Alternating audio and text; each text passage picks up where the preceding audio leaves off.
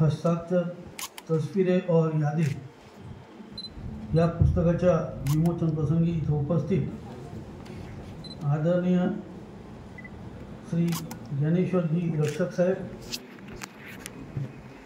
श्री संजय जी नाते साहेब, श्री विजय जी चौहान साहेब,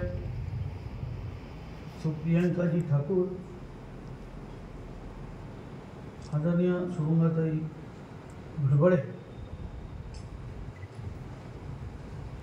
ज्यांच्या पुस्तकाचं प्रकाशन करण्यासाठी आपण आज इथं सगळे जमलेलो असे आदरणीय श्री दिलीप डहाकेजी, त्यांच्या धर्मपत्नी सौस्मिता डहाकेवहिनी, इथं उपस्थित संपूर्ण छंदप्रेमी आणि ढाके साहेबांवर प्रेम करणारे सगळे बंधू भगिनी,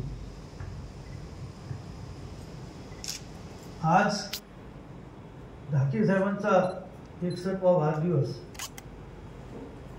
आणि वाढदिवसा दिवशी आपण ज्या छंदासाठी परिश्रम केला त्या छंदाचं पुस्तक विमोचन करून वाढदिवस साजरा करणं हे एक छंदप्रेमीच करू शकतो आणि ते ढाकेजींनी करून दाखवलं.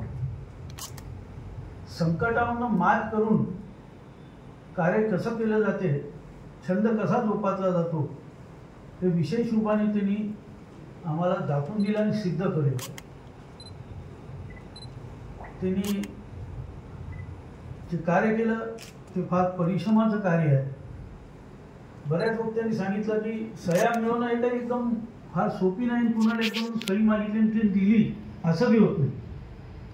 त्यासाठी वेळ त्या व्यक्तीला भेटल्यानंतर त्याला आपलंसं करून घेऊन आपलं कार्य साध्य करणं ही कला लागते आणि छंद जोपासणं हे मला वाटते वेळेचं काम आहे. हिला वेळ व्हावं तर तिला बी छंद जोपायचा आहे. इथं सर्व छंदप्रेमी बसलेले आहेत. मी बऱ्याचशा कार्यक्रमामध्ये जात असतो आणि मला आनंद होतो. वेगळे वेगळे छंद पाहायला भेटतात. कोण काय करतं ह्याची कल्पना नाही करू शकत, पण यांचा जेव्हा छंद पाहतो तेव्हा निश्चित आपल्याला माहिती पडते की खरंच अशा प्रकारचे छंद असतात. आपण मगाशी बोलले लक्षात आलं की आता मोबाईलवर पत्रिका पाठवून दिली असती आणि आमंत्रण पाठवलं असतं तरी झालं असतं. आम्ही त्यांच्या प्रेमापोटी आम्ही आलो असतो. पण एक असं आपण जे देवाचं दर्शनाचं म्हटलं ते बी ठीक आहे, पण देवाजवळ जाऊनच दर्शन घेतलं तर ते साध्य होते. मोबाईलचं दर्शन व देव साध्य होत नाही.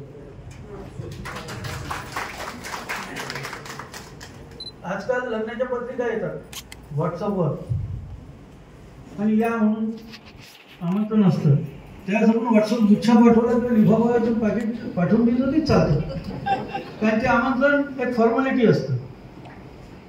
त्यांच्या मनामध्ये होतं की आपण आलं पाहिजे म्हणून यांनी जाऊन प्रत्यक्ष भेटून आमंत्रण दिलं. ते अगत्याचं आमंत्रण असतं. व्हॉट्सअपचं आमंत्रण अगत्याचं नसतं. हां, आम्हाला माहिती आहे छंदप्रेमीने बोलवलेलं आहे, त्यांचा मान म्हणून आम्ही जरूर आलो असतो. पण छंद जोपासणे फार मोठा एक कला आहे आणि त्या कलेचा मान आम्ही लोकांनी केला पाहिजे. मला वाटते मी थोडं उशीर आलो. बरेच लोक आमचे सन्माननीय अतिथीने आपण लोकांना वाट पाहावं लागलं, त्यामुळे मी क्षमा मागतो. कारण की जेव्हा फोन आला आणि महालवरनं निघून इथपर्यंत यायचं आणि पाऊस, रस्ता आणि ट्रॅफिक हे आपल्या सगळ्यांना माहिती आहे. म्हणून माझे आमचे पी असतात गणेश, त्यांना मी हमेशा सांगतो की आपण निघून जाऊ आणि अर्ध्या रस्त्यात कुठं थांबू फोन येतपर्यंत. पण त्यांना ते पटत नाही. मला गाडीपर्यंत खूप जण विचारतात काय झालं रस्त्यावर उभे आहे. तो बी एक प्रॉब्लेम येतो. तर म्हणून